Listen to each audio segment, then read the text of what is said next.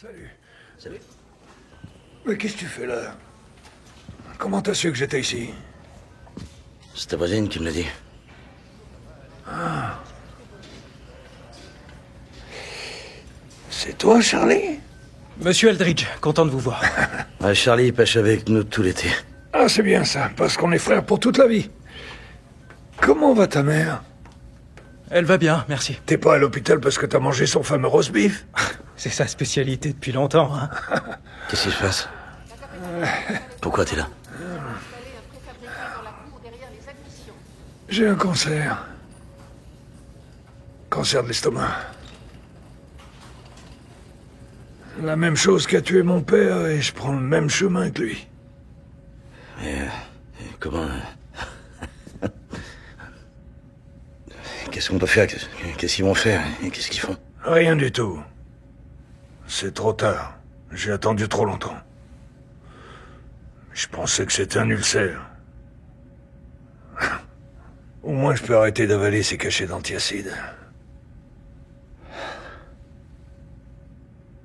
Ils étaient là avec moi il y a 1 heure et voulaient parler de soins palliatifs. Je leur ai dit d'aller se faire foutre. Moi je vais pêcher.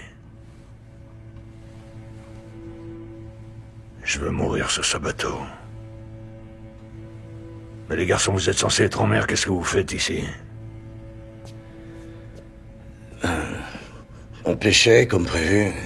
Et une des dragues s'est coincée. Un avion de surveillance canadien nous a vus. Le bateau a été saisi. Attends, qu'est-ce que vous foutiez dans les eaux canadiennes? Il est bloqué où, le bateau? À New Bedford.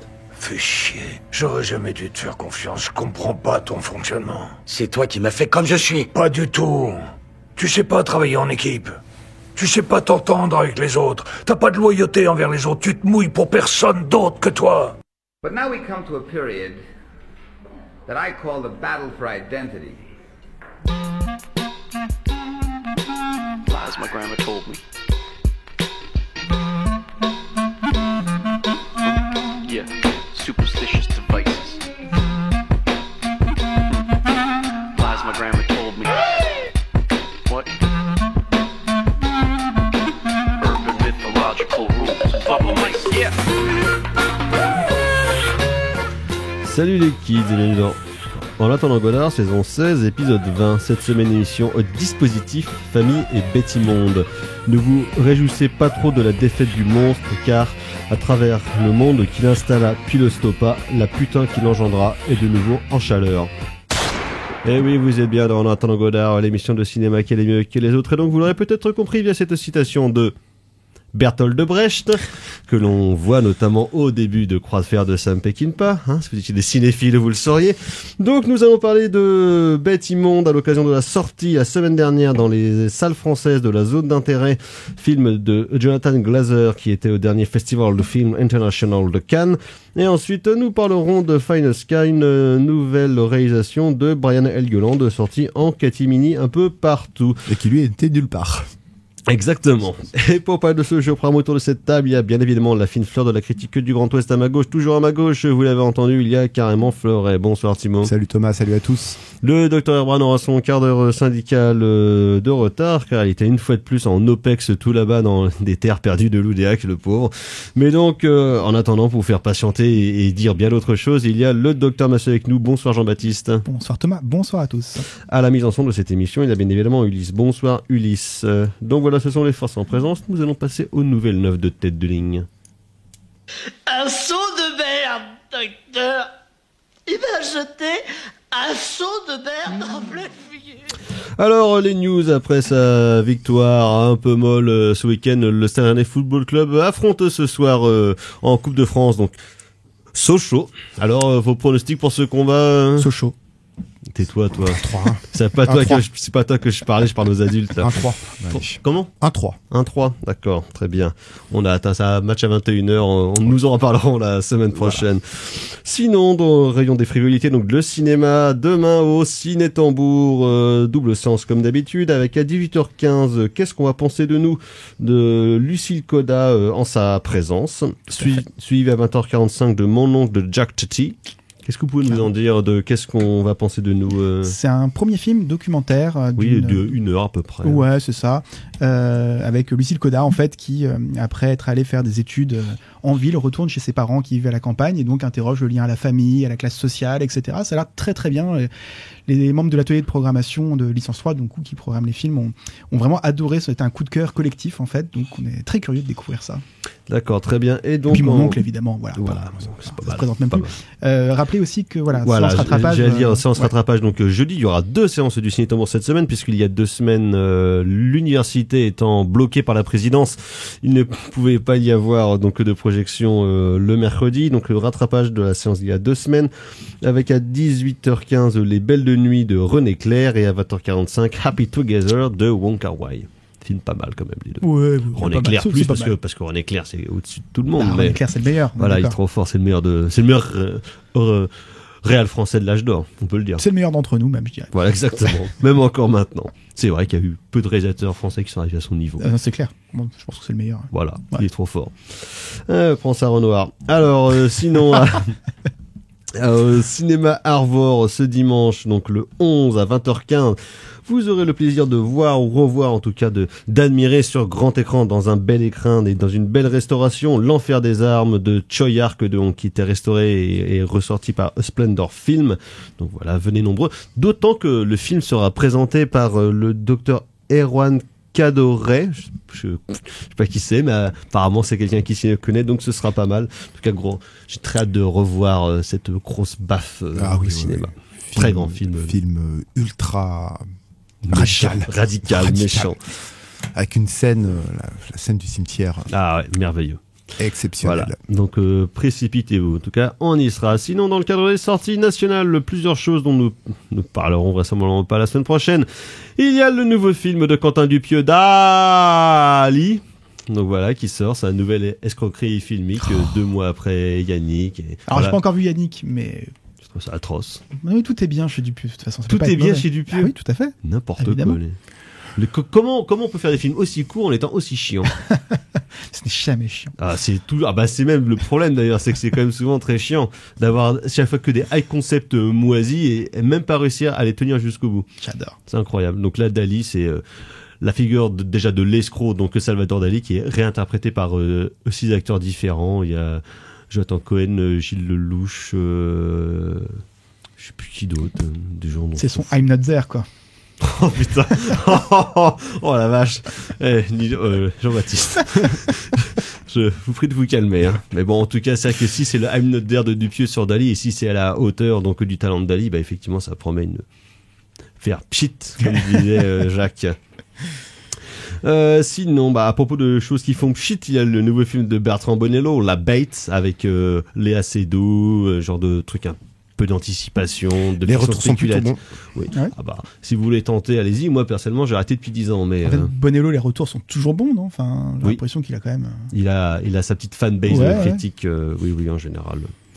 Moi, c'est toujours la même chose, en fait. C'est toujours pareil, en fait, Bonello. Enfin. Non, il a fait un film sympa, puis après, c'était pas. Lequel? La Pauline, c'était pas mal dans mon souvenir. Ouais. Après, c'est un peu chiant. Non. Puis après, déjà avant, c'était pas terrible. Incroyable. Ah oui, la incroyable, c'est incroyable. Déjà avant, c'était pas terrible, puis après, c'est la dégringolade perpétuelle, quoi. Voilà. Il a eu un épiphénomène un jour, mais bon. Bref, sinon, pour vous, parce que je sais bien que vous aimez le sport, il y a le film Race for Glory, Audi versus Lancia, qui est un peu le Ford versus Ferrari, mais version rallye, tu vois, V-Rally, tout ça. Après, Gran Turismo de Denis Blomkamp, il y a quelques semaines, là, c'est pareil, mais sur le rallye, voilà. Mon Dieu. Oui, ça, effectivement, ça a pas l'air ouf, comme on dit. Sinon, 2 comédies françaises sortent demain. Vous serez ravis. Il est enfin là, on l'attendait. Il y a Cocorico, donc qui réunit nos 2 géants, Christian Clavier et Didier Bourdon, autour d'une comédie dans le Bordelais sur les tests ADN. Autant vous dire qu'on a très hâte. Demain, 14h, au cinéma Pâté. Ça va être ton film de l'année, Thomas. Je pense à peu près savoir exactement à quoi ça va ressembler. Néanmoins, demain, 14h, au cinéma Pâté à Rennes. Voilà, écoutez, si vous ne savez pas quoi faire de votre après-midi, pour une bonne tranche de rigolade, pour voir ces 2 monstres sacrés enfin réunis ensemble sur grand écran. Ils avaient joué ensemble au théâtre dans une nouvelle version de La Cage aux Folles. Mais bon, ils n'étaient jamais apparus ensemble au cinéma. C'est un peu le hit de la comédie française, on peut dire. Voilà, modestement, c'est un peu ça. Voilà. Est-ce qu'ils seront dans le même plan? Est-ce que le metteur en scène aura choisi justement de jouer un peu sur ces deux icônes, ces deux géants? C'est le Kong versus Godzilla de la comédie française. Très hâte de voir ça. Ok. Et dans non, j'ai dit un tout autre genre, mais pas vraiment. Il y a Opération Portugal 2, La vie de château, toujours 2, et avec Jal. Opération Portugal, donc le premier, je suis allé voir en salle. C'est la première fois de ma vie que je suis sorti d'une salle. Ça, oui, c'était. Ah oui. Pourtant, j'en ai vu l'autre, hein, mais je sais pas, je devais avoir vraiment un gros coup de fatigue ou vraiment c'était quand même pas bien. Je pense que le film était vraiment pas bien parce que au fur et à mesure du film, la seule chose que t'attendais, c'est le retour de Vincent Moscato. Quand tu dis que la plus grande qualité de ton film, c'est Vincent Moscato qui joue un flic en planque, c'est que quand même, c'est mal barré. Oui. Voilà. Non, loin de moi l'idée de vouloir dénigrer Vincent Moscato, qui a une filmographie presque parfaite, hein, mais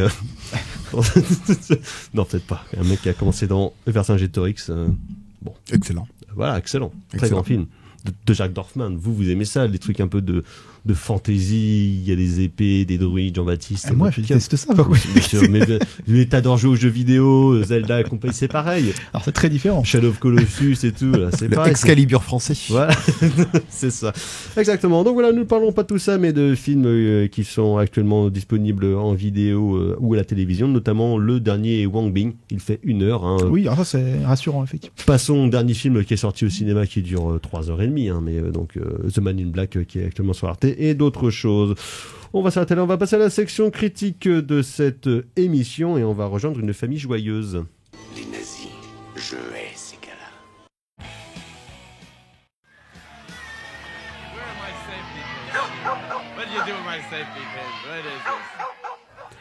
En attendant Godard sur Syllab, et donc c'était bien évidemment les Ramones avec Rio Happy Family, précédé d'un très court extrait mais qui sert toujours et en toute occasion donc de Indiana Jones et la dernière croisade, car rappelons-le, ici les nazis on les aime pas trop, même on les déteste comme Jean-Baptiste qui est vraiment pas très tolérant. Mais donc tout ça pour parler du nouveau film de Jonathan Glazer, 10 ans après son dernier long métrage en date pour le cinéma, donc qui était Under the Skin avec Scarlett Johansson, donc la zone d'intérêt qui était au dernier festival de Cannes et qui est adapté d'un roman de Martin Amis. Sujet et film pour le moins casse-gueule, pour son sujet et sa forme même, qui donc nous conte l'histoire du SS Obersturmbannführer Rudolf Höss, nazi de la première heure et vraiment membre du parti et de la SS quasiment dès le début, et qui en 1942 se retrouve catapulté commandant, enfin lieutenant-colonel, puisque le grade de Obersturmbannführer était équivalent au lieutenant-colonel dans l'armée française, mais en tout cas, on va dire directeur du camp de concentration et d'extermination de Auschwitz-Birkenau. Et donc, comme c'est pas un métier facile, il vient avec toute sa petite famille, et donc il s'installe dans c'est pas des baraquements, donc dans des maisons, dans des belles maisons avec jardin évidemment expropriés aux habitants donc polonais qui étaient là avant eux, et ils s'installent juste à côté du camp. Donc il y a vraiment l'enceinte du camp et leur maison qui est à côté avec les autres gradés du camp donc qui sont là, et on suit pendant 1h45 toute la vie intime et la vie de famille donc de Rudolf Höss, les réceptions avec les amis, les engueulades avec sa femme, les jours heureux avec les enfants, on s'occupe du potager, on fait du kayak, on fait un petit peu d'équitation, donc juste à côté du camp où, comme ça a été beaucoup dit, on entrera jamais dans le camp de Auschwitz, on restera toujours à l'extérieur, mais il y aura évidemment un hors-champ sonore qui sera perpétuellement présent par à la fois le bruit des fours crématoires qui sont en train de tourner, on va dire par l'industrie de la mort mis en place par le régime nazi. Il y aura à la fois donc des cris, il y aura des coups de feu, donc vraiment un genre de bourdonnement qui est présent en permanence. Car finalement le film, on va dire, répond un petit peu à l'injonction de Claude Lanzmann qui, au moment de la sortie de Shoah, qui est encore disponible sur France TV d'ailleurs, et même quelque chose qui a été beaucoup théorisé après 1945, de l'impossibilité de la représentation et de la monstration des camps de concentration, car ça a été une telle horreur industrielle, enfin dans tous ces aspects, que finalement il y aurait une indécence à représenter ou à fictionnaliser la question des camps et la question, on va dire, de l'industrie de la mort mise en place par les nazis. Juste petite parenthèse, l'énorme problème que pose la liste de Schindler, voilà, de Steven Spielberg. Il y a un texte qui est très intéressant et moi qui m'a beaucoup marqué, que je relis souvent. D'ailleurs, je relis le bouquin de manière assez ponctuelle. C'est L'épreuve du réel à l'écran de Jean-François Dinet, il me semble. Oui, c'est ça. Où il met le doigt sur le problème liste de Schindler. D'autant que le film de Spielberg n'est pas le seul film, on dirait, justement, représenter les camps. Il y a eu La vie est belle de Benigni, Auschwitz de Uwe Boll, par exemple, où on tombait évidemment notamment dans le Uwe Boll, dans des choses beaucoup plus crapoteuses et puis d'exploitation propre à ce débile mental. Mais donc effectivement, à part par le biais du documentaire, comme notamment les images de la libération des camps qui ont été montrées au procès de Nuremberg, ou dans le film de Samuel Fuller sur le camp de Falkenau, Vision de l'impossible. The Big Red One. Voilà. Et puis dans The Big Red One, parce que pour le coup, il y était, donc Fuller, il y a quand même toujours cette question de représentation des camps qui ne serait pas un interdit, mais en tout cas, on va dire un point de bascule moral presque, ce qui, par exemple, faisait dire à notre ami Jacques Rivette au moment de la sortie de Capot de Gilles Pontet-Corvo de l'abjection. Parce qu'en plus, je pense que dans le cas du film de Pontet-Corvo est un peu, on va dire, à côté de la volonté de Pontet-Corvo, mais ça reste néanmoins un des textes critiques, pourtant très courts, les plus intéressants, mais d'autant que les questions que pose le texte de Rivette sont toujours permanents et je pense ont aussi un lien avec le film de Glaser. Donc Glaser, qui on sait est plutôt un cinéaste formaliste qui travaille justement beaucoup sur la question du son, sur la question de la forme et du dispositif. Une fois de plus, j'aime pas le mot, mais là en l'occurrence c'est le cas, parce que le film a été tourné avec de multiples caméras. En moyenne, il y en a 7 ou 8 par scène, où en gros l'équipe technique, après la mise en place, sort du plateau et finalement les acteurs se déplacent plus ou moins librement, filmés par ces différentes caméras qui sont placées à des endroits stratégiques des différentes pièces. Ce qui pourrait faire penser pour le coup au film de Lars von Trier, A Dancer in the Dark, qui avait un petit peu la même volonté de filmage, en tout cas de scénographie de son espace, pour des résultats qui sont évidemment bien différents, parce que ce qu'essaie, je pense, de montrer donc que Glaser dans le film, et c'était beaucoup dit, c'est la banalité du mal, en tout cas plus l'inconscience de fonctionnaires plus que zélés et de leur famille, qui sont probablement conscients de ce qui se passe juste à côté d'eux pour le coup, mais qui décident de l'effacer afin de vivre au nom de l'idéal du parti et de devenir la parfaite petite famille nationale-socialiste dans le Reich de Milan. JB.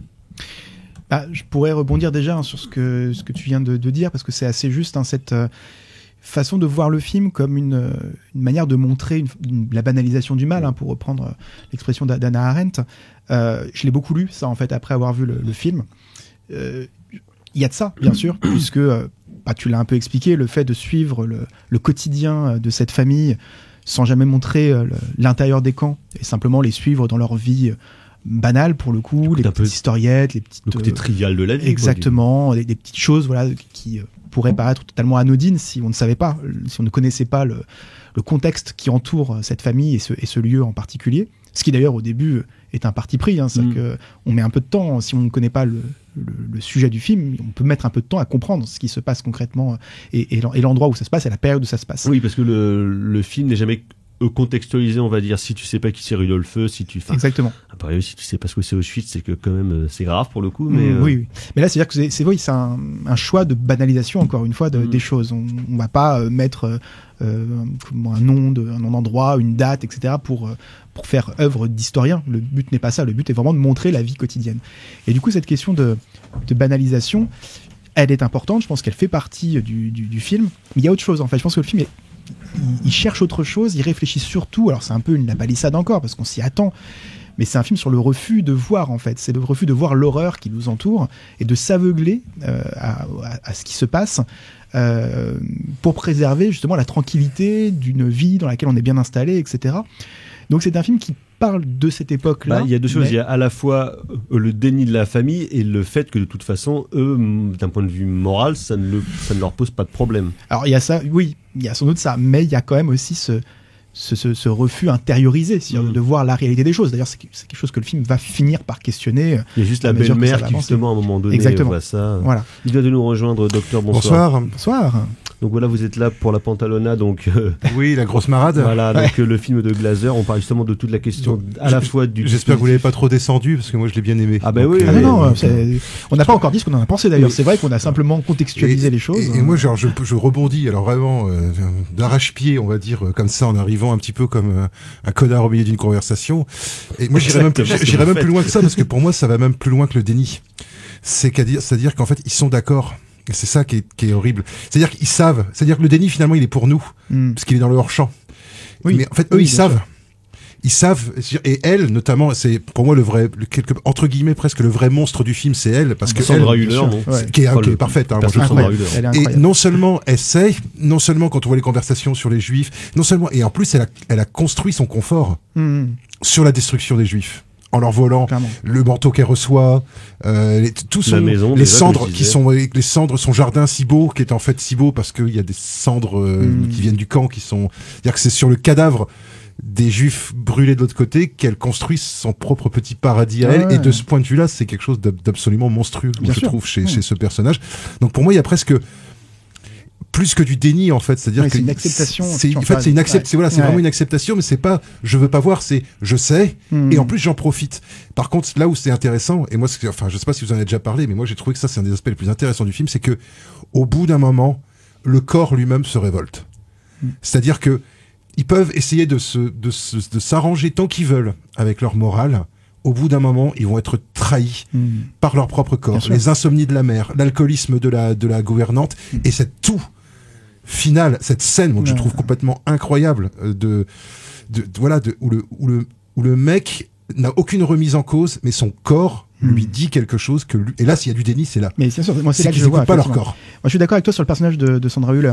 Clairement, c'est ça. Pour les autres personnages, ça peut se discuter autrement. Alors peut-être, moi c'est comme ça que j'ai interprété ça. Et pour le personnage de Sandra Hüller, tout à fait. Tu as tout à fait raison. C'est pour ça que c'est le vrai monstre du film, comme tu l'expliques. Et elle dort parfaitement. Ouais. Les autres ont du mal à dormir. Son mari, même son mari quelque part est plus touché finalement par ça. Et je trouve que alors que Rudolf Hess, quand même, était connu pour être un de ceux qui a mis... pas confondre avec Rudolf Hess. Voilà, pas confondre avec Rudolf Hess, qui était un des favoris de Hitler, mais qui, comme une nouille en 1940... Qui s'est barré en 43. En 41, il est parti en Écosse pour, soi-disant, négocier un traité de paix avec l'Angleterre avant la rupture du pacte germano-soviétique, donc avant que Hitler n'envahisse l'URSS.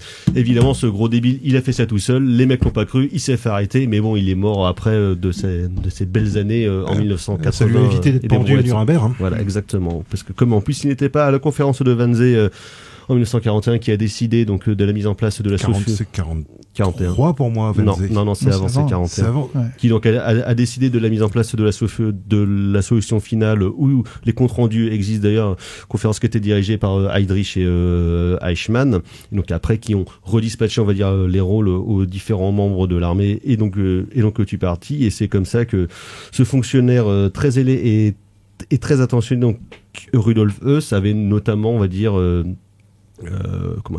donner des conseils pour on va dire améliorer le rendement justement de la mort et utiliser le Zyklon B plutôt que d'autres gaz parce que c'est effectivement beaucoup plus efficace on va dire pour leur visée destructrice. Ce qui avait été déjà un petit peu même beaucoup documenté dans un excellent livre de Robert Merle, La mort et son métier, où le personnage de Rudolf Hess était renommé Rudolf Lang et c'était basé sur les propres mémoires donc de Rudolf Hess, qui est un roman absolument glaçant et terrifiant qui a été adapté en film, je crois. Ouais. je crois. Qui, je pense, a aussi servi à Jonathan Glazer, en plus du roman de Martin Amis, pour essayer de, pas forcément de comprendre, mais en tout cas de mettre en place la psychologie et la manière de fonctionner de Rudolf Höss, et justement le rapport avec sa petite famille nazie absolument parfaite, où les enfants sont gentils, je crois que sont beaux. j'imagine que vous en avez déjà parlé, mais moi c'est ça qui m'a le plus glacé dans le film, c'est le rapport entre c'est l'ordre. C'est ce rapport à l'ordre, où tout est bien rangé, où tout est propre.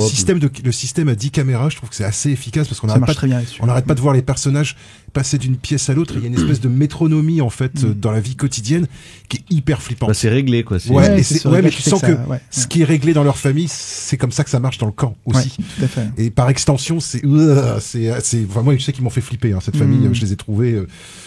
Ils sont terrifiants. Ouais, terrifiants. Il y a un côté, effectivement, c'est le mot que j'ai beaucoup lu aussi et que j'ai beaucoup pensé en voyant le film. Il y a un côté glaçant. Il n'y a pas d'autre mot en fait pour définir ce film, puisque sans tomber dans le Haneke, quoi. Pardon, sans aller jusqu'à Haneke, quoi. Sans aller jusqu'à parce que ça reste un peu froid en fait. Il y a quand même une forme de distance. Il n'est pas dans. Et qu'il n'y a pas la complaisance. Voilà, c'est pas complaisant du tout. Il n'y a pas le côté voyeuriste et complaisant. Et puis c'est très en focale courte, moi j'ai trouvé. Dès que c'est en intérieur, c'est très, tout est très net. En fait, l'image est très nette. Il y a très peu de flou en fait. Je voulais revenir vraiment là-dessus parce que moi, il y a une grande profondeur de champ et il n'y a pas justement de longue focale qui écraserait la perspective. Ou là, au contraire, justement, on reste plutôt, on va dire, dans des focales qui imiteraient l'œil humain. Justement, il n'y a pas ce côté de mise à distance. C'est pas le fils de Saul, quoi. Oui. Non. En termes de dispositif, il assume quand même complètement une technique numérique absolue, une image d'un piqué absolu. Enfin, il y a une dimension aqueuse, comme aimait bien dire notre Erwan national. C'est avec une queue, tu veux dire. C'est avec une queue, quoi. C'est ça. Mais c'est vrai que du coup, ça donne à l'image en plus un côté froid qui est presque terne, très lisse, très clinique finalement. Avec ce tirage vers le bas de l'atmosphère globale, avec une colorimétrie quand même tirée vers le haut. Ça qui est intéressant, c'est qu'à la fois il va chercher des couleurs assez saturées, mais à la fois il va tirer l'étalonnage vers le bas, ce qui crée cette espèce de contraste. Notamment lors d'une scène de nuit où il y a justement un événement dans le camp, comme un genre de immense feu, on ne sait pas ce que c'est non plus, mais c'est quand même clairement suggéré, et là aussi ça influe de manière physique sur les personnages. Et justement sur cette question de la photo, il y a aussi une scène qui est assez étrange en vision nocturne, où c'est la seule fois où justement on se rapprochera réellement du travail et puis des corps qui pourraient être qui peut être dans le camp ou en tout cas en train de travailler. Une scène de nuit qui est étonnante. C'est une scène étrange, moi je me suis beaucoup causé, notamment sur la deuxième fois où elle apparaît. La deuxième fois est bizarre. En négatif. Où ça revient, et je me suis dit, et alors là je sais pas, peut-être que vous allez pouvoir m'éclairer, mais où je me suis dit, ce rêve, est-ce que ça devient un flashback au bout d'un moment d'une espèce de vie, parce que ça a pas l'air de se passer dans la même maison. Il y a des plans en fait où ça a pas l'air de se passer dans le même endroit. Et il faudrait que je relâche. C'est un peu étonnant ce passage. Alors moi, quand c'est arrivé la première fois, j'y ai vu comme un écho à la petite fille en rouge de la liste de Schindler, en fait, parce qu'il y a un truc comme ça qui surgit à l'écran avec cette jeune fille avec ce long manteau. Je me suis dit, c'est fou. On a vraiment l'impression d'un écho détourné en fait du travail de Spielberg. Et puis l'idée que l'inconscient les travaille quand même malgré tout, même s'ils sont d'accord qu'il y a quelque chose de plus fort en fait, le mal finit par toucher en fait tout le monde. Même ceux qui sont d'accord en fait, et qui finissent par être contaminés. Il y a presque un truc de contamination par le mal, en fait, par ce mal invisible. Il y a l'ordre et la morale quand même. Moi j'ai trouvé que c'était, moi j'ai trouvé qu'il y a plein de trucs dans ce film là. On parlait de photos, justement de la forme même du film. Ouais, sur la forme en fait, moi j'avoue que je suis sorti du film sans savoir exactement quoi en penser, parce que je trouve qu'il est absolument réussi du point de vue de son positionnement, c'est-à-dire d'un point de vue éthique, d'un point de vue moral, d'un point de vue de représentation. C'est parfait. On peut pas attaquer ce film, c'est impossible en fait, parce qu'il a trouvé exactement la bonne façon. Le Masque et la Plume l'ont fait apparemment. Oui, d'accord. Il y en a un qui a dit que c'était nul. Je suis assez curieux de savoir ce qu'ils en disent, parce que effectivement, le dispositif en lui-même, je vois mal comment est-ce qu'on peut le prendre à rebours, surtout si on est dans une logique lanzmannienne ou pour faire écho à Rivette, parce que il n'y a pas cette volonté d'esthétiser ou de fictionnaliser ou de sensationnaliser. Il n'est pas du tout là-dedans. Voilà, il reste dans cette espèce de distance que la caméra de surveillance entre guillemets permet de produire, avec ce découpage de l'espace comme ça, complètement métronomique, comme tu l'as évoqué. Mais en fait, il me semble que le film pourrait s'arrêter à ce programme, parce qu'en fait, il construit un programme et il l'applique de bout en bout. C'est ce qui m'a un peu gêné au début. Je me suis dit, mince, en fait, je sais ce qu'est ce film, parce que j'ai lu des trucs avant, je savais pourquoi il avait marqué, et je ne vais avoir que ça. Et en fait, la proposition va s'arrêter au programme, va s'arrêter à la proposition, et il va pas aller au-delà. Donc je me disais, pourquoi pas, ça marche, on peut pas l'attaquer, mais je ne vais pas être pris dans quelque chose de viscéral. Je vais apprécier l'intelligence du cinéaste. Et ça a été ça pendant 1 heure.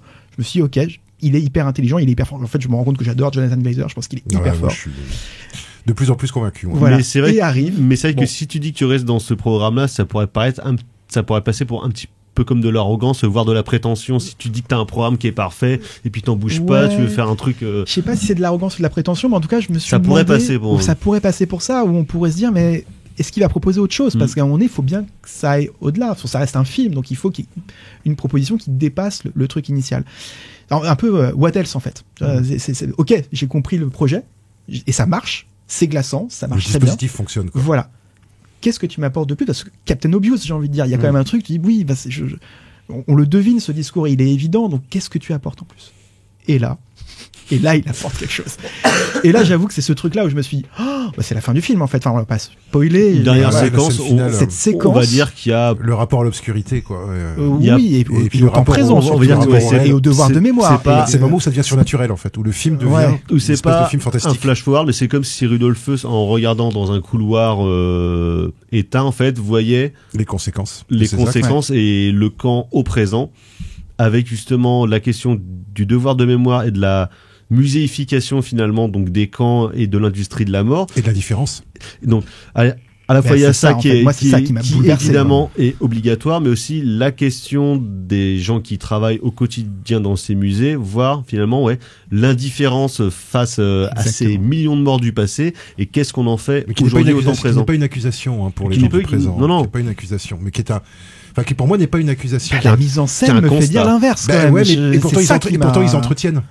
Derrière cette indifférence, ils entretiennent la mémoire. Oui, mais comme les nazis de la maison entretiennent leur maison. Ouais, mais justement, les autres veulent faire disparaître cette mémoire.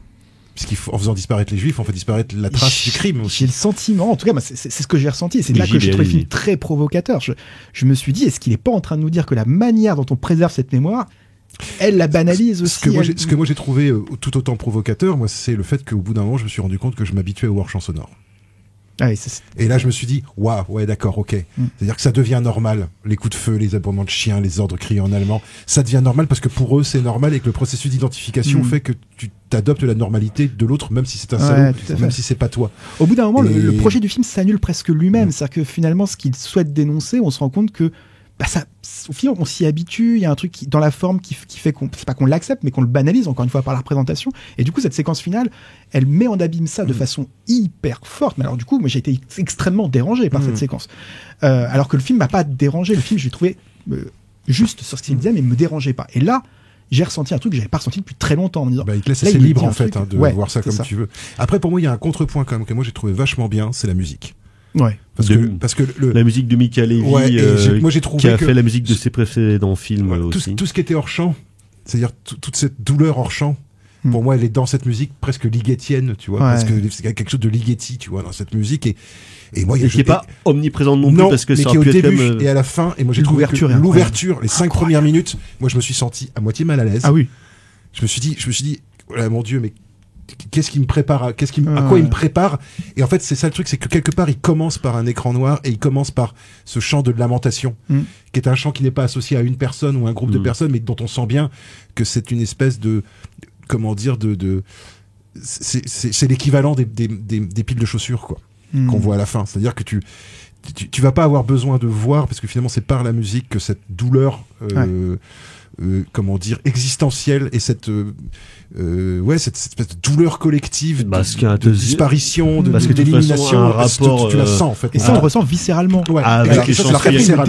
C'est les chants spirituels de manière générale, de toute façon, qui parlent d'une douleur commune, que ce soit des chants catholiques, que tziganes, juifs, musulmans. Il y a souvent cette dimension justement de crainte, de peur et de douleur qui serait humaine avant d'être quelque chose de flippant dans cette religion. Moi, elle m'a fait flipper, cette première scène, elle m'a... moi, ça m'a happé tout de suite. Je me suis dit, là, ok, il va nous faire un film incroyable, quoi. Je me suis dit, s'il arrive à tenir ça jusqu'au bout, mon Dieu, on tient le chef-d'œuvre ultime sur la question, quoi. Je sais pas si c'est le chef-d'œuvre ultime. C'est pas un concours, non, parce que mais je trouve que le film fonctionne bien, et pour moi, à tous les niveaux, justement, intellectuellement et quelque part émotionnellement, parce que justement, l'intellectuel et l'émotionnel sont pas placés au même niveau. C'est ça. Moi, ça m'a un peu posé question. Mais j'ai trouvé ça très intéressant. En tout cas, ça m'a pas laissé indifférent pour ces raisons. Et c'est quand même rare aujourd'hui qu'un film arrive à articuler aussi bien le ressenti viscéral et la réflexion sur un sujet aussi difficile, quoi. Quand même respect. Et ce gars-là est toujours sur des sujets tendus, avec toujours des... Under the Skin, c'était déjà ça. Hein. Déjà ça, sur la question du voyeurisme, du male gaze, c'est quand même un film hyper sur le fil. Et en fait, ce qui est génial avec ce mec, c'est qu'il est toujours en train de tomber du fil. C'est des films qui sont voilà, il est en perte d'équilibre. On parle souvent de ces cinéastes équilibristes. Lui, il est déjà en train de tomber, mais il tombe de façon brillante, en fait. Et Birth, je sais que personne n'a vu Birth. Ouais, moi, je le vois, celui-là. C'est incroyable. Et c'est quand même un film sur la pédophilie, quoi, et qui est un film ultra dur, ultra questionnant, dérangeant. Et pour le coup, c'est rare les cinéastes qui arrivent à produire des œuvres comme ça, avec autant d'intelligence. Franchement, ce gars, il faut vraiment le suivre, en fait. Hein, tu vois, moi, en sortant du film, c'est marrant, je réfléchissais à Under the Skin, et en fait, je me disais, mais c'est marrant, Under the Skin, moi, je l'ai vu une fois au cinéma. Il y a 10 ans. Et je m'en souviens, et ça fait partie, et c'est un film dont les images et la musique me restent dans et en fait, je pense que tu vois, j'étais en train de penser à mon top 15, à mon top 15 ans, où je galère. Et je me suis dit, bon, Mad Max, ok, ça c'est sûr. Probablement un Tarantino, je sais pas lequel encore, mais il y aura sûrement un Tarantino à un moment ou un autre. Par contre, je suis en train de me dire, mais en fait, Under the Skin, je vais le mettre. Oui, je pense parce que pour moi, c'est un des meilleurs films de ces 15 dernières années. C'est clair. En plus, j'y réfléchis, plus je me dis, mais est-ce que j'ai eu une expérience de cinéma aussi, pas étrange, mais aussi surprenante. Et quelque part, ça a été un peu moins fort parce que je savais déjà un peu qui était Glazer. Ouais, tout à fait. Mais c'est un peu moins ce que je perds finalement en choc expérimental. Je trouve que je le gagne en propos. Ouais. Je trouve. Je suis complètement d'accord avec toi, et c'est ce qui fait que je suis pas sorti du film en étant absolument conquis, mais enfin, conquis, c'est pas le bon mot, mais en tout cas. Oui, parce que c'est un peu difficile de dire, ça. C'est vraiment super. Mais non, voilà, on peut pas dire ça. Est-ce que ça va nous rester dans le crâne, cette histoire? Voilà. Moi, j'ai le sentiment un peu que oui, quoi. Bah, moi, la séquence finale va faire que oui. Ouais. Alors que ça aurait été juste le dispositif initial, ça aurait pas été le cas, je pense. Mais la séquence finale, vraiment, je l'ai trouvé, enfin, en tout cas, c'est ce que j'y ai vu, et ça m'a, j'ai trouvé ça vraiment tétanisant quand même. C'était ça le plus glaçant, en fait. C'est surtout qu'en même temps, c'est un vrai constat sur ce qui se passe aujourd'hui. Quand mais tu vois... et puis sur notre habitude à l'horreur. Le fait qu'on voisine avec l'horreur à travers des écrans, et qu'en fait, t'as la guerre, et puis tu t'éteins, puis tu vas faire des nouilles. Mais parce qu'il n'y a pas d'autre et parce qu'aussi, il y a pas d'autre choix que de vivre comme ça. Parce que soit on arrête complètement de regarder l'horreur et on essaye de vivre, mais on sait qu'elle est là. Parce que le vent se lève. Comment faire pour l'empêcher? Et la différence, c'est que nous, on n'est pas forcément d'accord. C'est qu'on est peut-être d'accord, mais peut-être d'accord à notre corps défendant.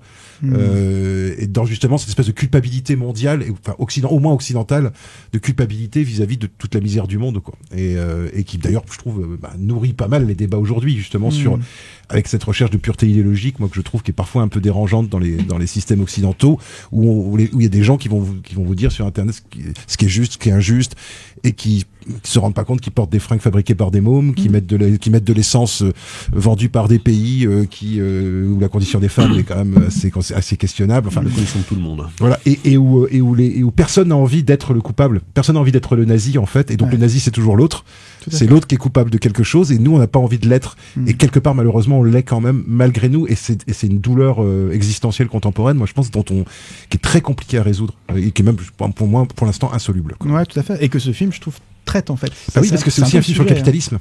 C'est un film sur la rationalisation du monde. C'est comment est-ce que ces mecs-là sont des gens très efficaces.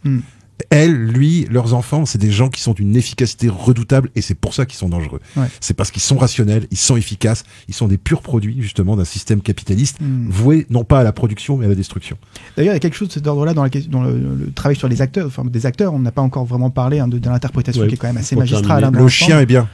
Moi, j'aime beaucoup le chien. Moi. Une très bonne année pour les chiens en 2023. Ouais, Anatomie d'un meurtre aussi, avec un très bon toutou que j'ai beaucoup aimé.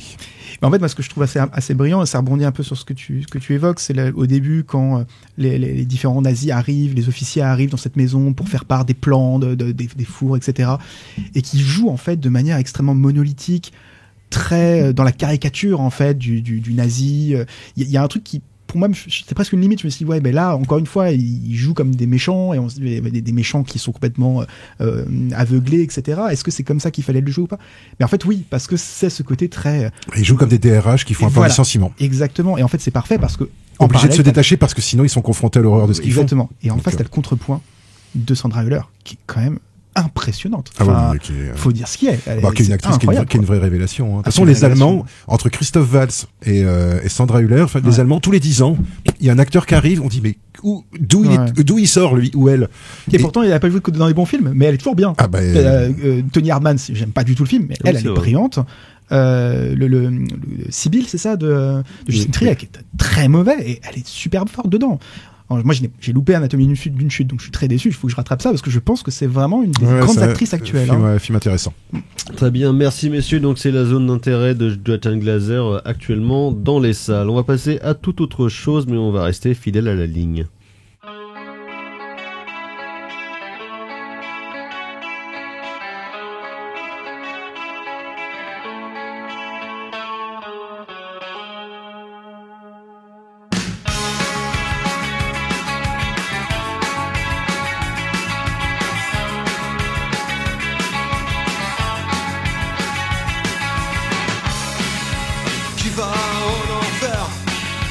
J'y vais le poing levé, fatigué de savoir, fatigué d'oublier. Toi dans le noir, plus besoin de toi. Cheval mort, plus besoin de moi. La vie là est mentir à la chienne. Le nerf froid va couler dans les veines. Fidèle à la ligne, je suis fidèle à la ligne, je suis fidèle à la putain de ligne.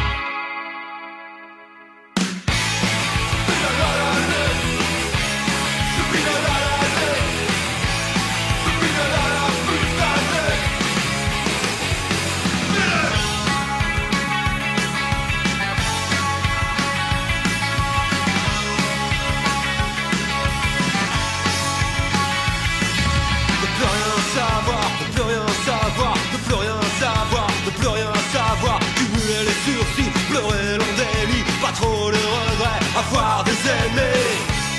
Et jusqu'au bout jamais la quitter. Le ton du corps, plus rien à aimer. La voir dans les rêves et comprendre les scènes. Fais voir, je suis fidèle à la ligne.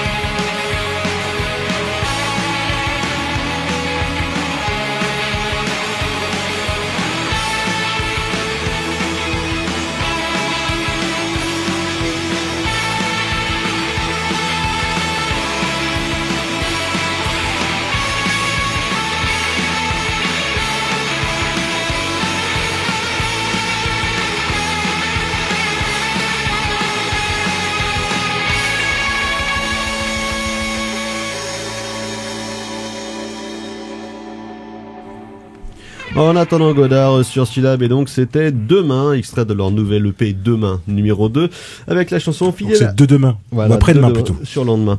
Avec donc Fidèle à la ligne et de ligne. Pourtant, il n'en est pas question, alors que nous allons parler de pêcheurs, mais qui pêchent sur un, qui pêchent pas mal au chalut, mais pas à la ligne. Donc dans Final Sky, nouveau long métrage réalisé par Brian Helgeland, son dernier long métrage en tant que metteur en scène daté de 2016, et c'était Legend avec 2 fois Tom Hardy, et pourtant. Ah oui, c'est vrai, c'est lui qui avait fait ça. Pourtant, c'était pas ouf.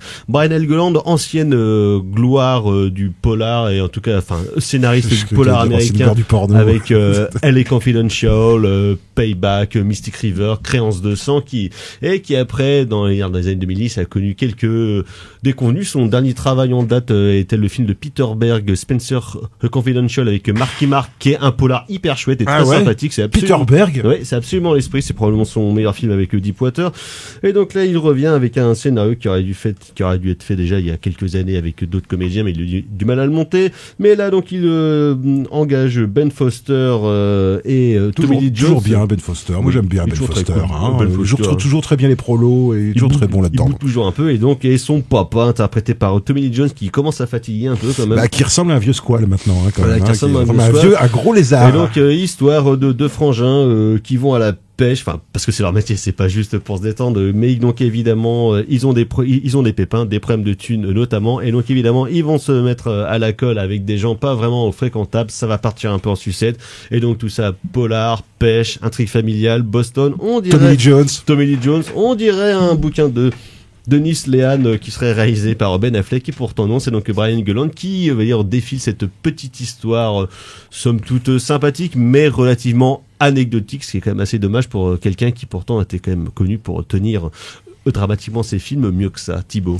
Oui, le film est clairement très mineur dans la filmographie, que ce soit en tant que cinéaste ou scénariste de Brian Helgeland. Alors, je sauverai quand même le casting et notamment toute cette première partie qui est ultra intéressante parce que il y a une vraie plongée sociale comme le cinéma américain sait le faire, donc la plongée dans un milieu social, dans la classe populaire des galériens, tout simplement, des gens qui se font un petit peu avoir par les grosses entreprises et par le capitalisme ici de la destruction de la nature. Prolétaire. Donc toute cette plongée là, sans faire un jeu de mots tout pourri, mais est ultra intéressante parce que au-delà des séquences familiales, parce qu'on est vraiment sur une gestion familiale, mais voilà, Helgeland, je trouve, ouvre sa profondeur de champ pour laisser un petit peu les personnes à l'arrière-plan exister, les bateaux exister, les filets, le port exister. Et un port, on sait que c'est un endroit, moi c'est un endroit que j'adore. À chaque fois, c'est un endroit ultra mythologique. Et ici, je trouve que c'est très bien fichu. La deuxième partie du film qui part en polar est nulle à chier. C'est mou comme pas possible, et surtout le film en fait au final pose un problème parce que autant on est dans cette première partie sur une représentation de la classe populaire qui se fait maltraiter par des grosses compagnies de pêche, par des patrons type DRH en costard cravate qui comprennent pas trop ce que c'est en fait mettre une ligne à la mer, et qui ne pense finalement que bénéfice, que pognon. Et en fait, toute cette première partie-là est annihilée par une dernière séquence absolument déplorable où en fait, le film va, refuser son constat de lutte des classes pour aller vers une collaboration de classes, ce qui fait que le film est bien de droite à ce niveau-là, et bien, je trouve, malaisant parce qu'en fait, finalement, tout le monde... happy end. Une espèce de happy end capitaliste qui n'a pas sa place, qui n'a plus sa place peut-être dans le cinéma américain et dans le cinéma tout court, qui va me vraiment poser problème au-delà de la mollesse, de ce que je disais de cette partie polar dont on s'en fout, c'est tiré par les cheveux, ça. Puis voilà, faire ça dans un Dunkin' Donuts, là, franchement, il n'y a pas meilleur lieu que ça, quoi. Bon, bref, passons. Docteur. Mais voilà, la réconciliation entre le père et les fils est déplorable. J'ai pas d'autre mot que ça. Alors moi, j'avoue que j'ai regardé ça sans déplaisir, mais effectivement sans non plus un enthousiasme, on va dire démesuré. Moi, ce qui m'a le plus étonné et ce qui aurait pu être un aspect intéressant du film, et qui je trouve est un petit peu traité par-dessus la jambe, c'est que il y a un rapport en fait à la dramaturgie que j'ai trouvé. Je me dis tiens, il a l'air de vouloir tenter des trucs et puis finalement pas tant que ça. Notamment le fait que en fait le film commence, les deux frères se voient, le petit gars de la ville et puis l'ouvrier, donc mais tu connais pas la vraie vie, tu connais pas le langage des marins, donc machin tout ça. C'était un vrai voilà. bonhomme. Mais puisque tu veux, voilà, tu peux jouer les hommes, et ben écoute, je t'emmène sur mon bateau, puis le bateau il a une avarie en fait. Et il coule. Et en fait moi je me disais mais en fait là il y a de quoi faire le film en fait. C'est-à-dire deux frères qui se retrouvent, ils vont sur un bateau, alors on voit la vie du bateau, on les voit manipuler des machins. Et d'ailleurs la meilleure scène du film c'est la scène des treuils. Moi je trouve, c'est la scène documentaire en fait, c'est la scène où ils sont en train de manipuler des treuils et où je me disais bah tiens mais en fait je sais pas du tout comment ça fonctionne moi ces trucs là. Et donc je regardais, donc j'ai appris 2-3 trucs quand même quoi. Et en fait ce qui aurait pu faire l'objet d'un scénario intégral, c'est les 10 premières minutes. Mais peut-être un peu prévisible, c'est les 10 premières minutes. Et en fait, il s'en débarrasse. Je me suis dit, ah bah tiens, là c'est rigolo, il fait un truc intéressant.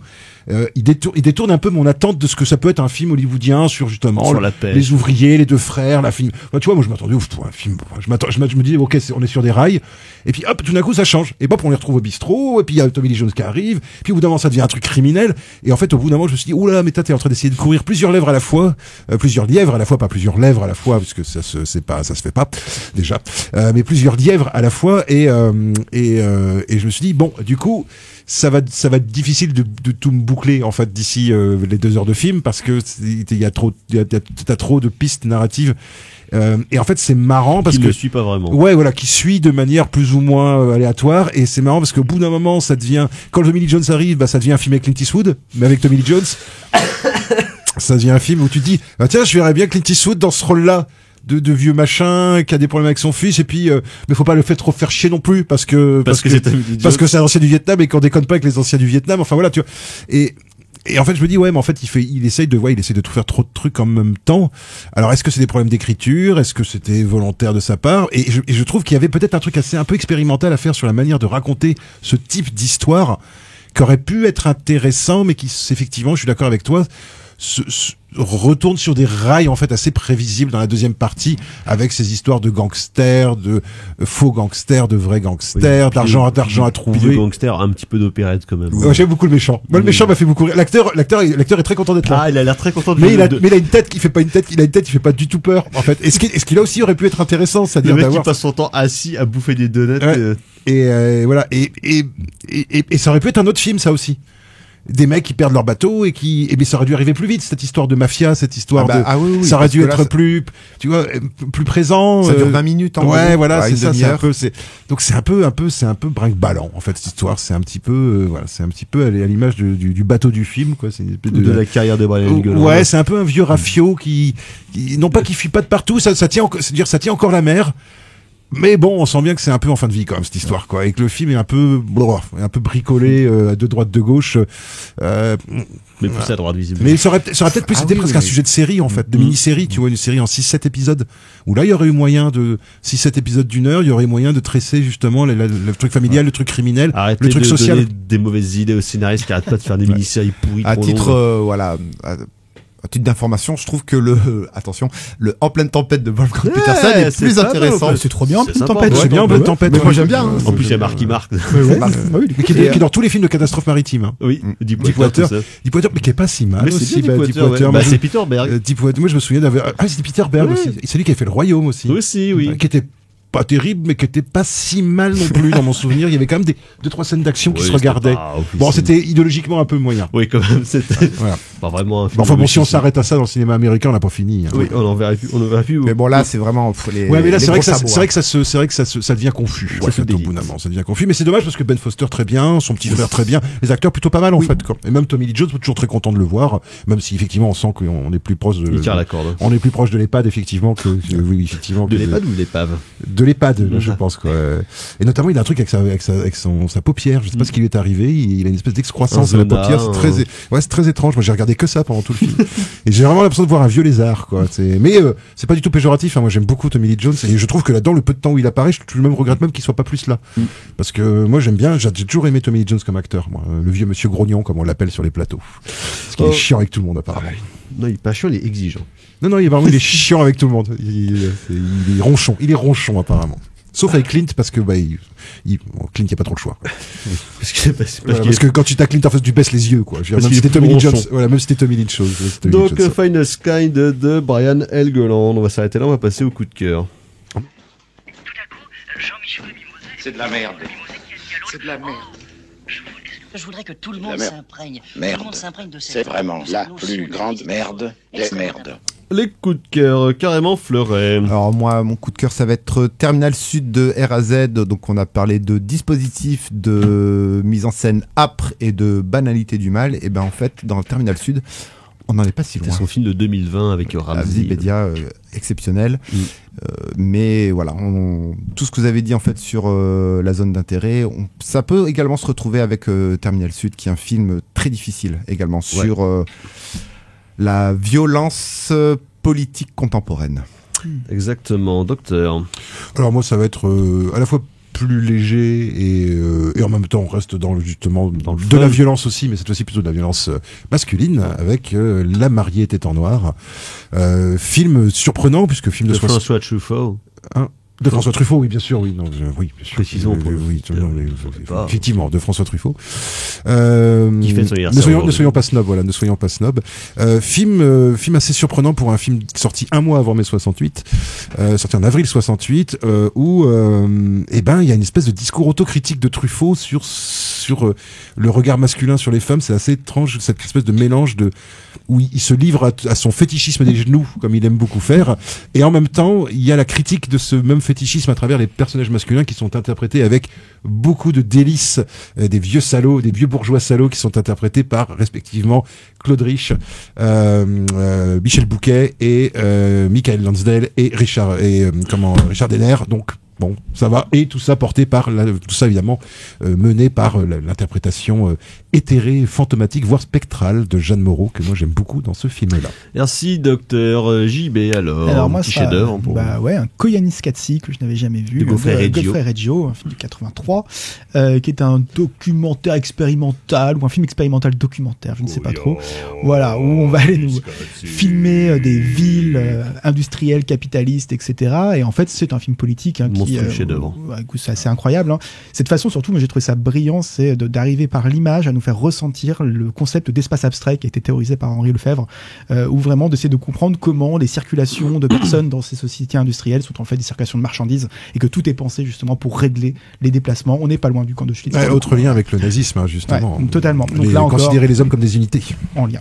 Merci. Alors moi, ce sera un livre qui est sorti chez les éditions Rififi l'année dernière, l'autobiographie de Enzo Castellari, Inglorious Bastard. C'est formidable à lire. C'est vraiment, par contre, quelqu'un de son époque, on va dire, c'est à l'italienne, hein. Des propos vraiment très très primitou, mais raconté avec une truculence certaine et un sens de la propos, une certaine verve, une certaine verve absolument.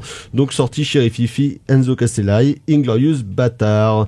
Merci beaucoup messieurs, merci Ulysse à la mise en son de cette émission. On se retrouve la semaine prochaine, prochaine émission, prochaine édition. À ciao, bonsoir. Bonsoir. Salut. Bonsoir.